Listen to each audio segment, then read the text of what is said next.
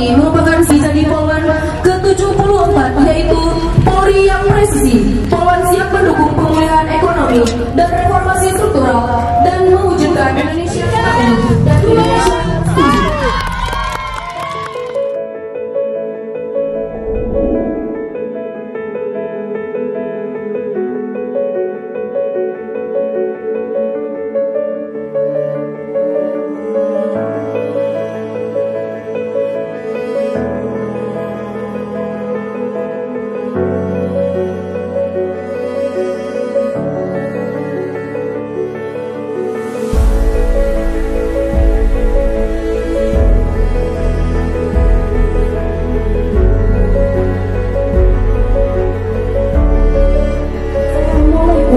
Warahmatullahi wabarakatuh. Dengan mengucapkan Bismillahirrahmanirrahim, susunan acara Hari Jadi Polwan ke-74 tahun 2022 di Polres Subuh Salam.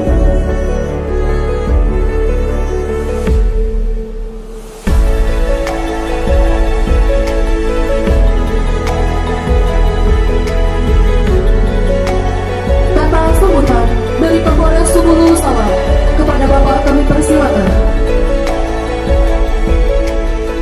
Bismillahirrahmanirrahim. Assalamualaikum warahmatullahi wabarakatuh.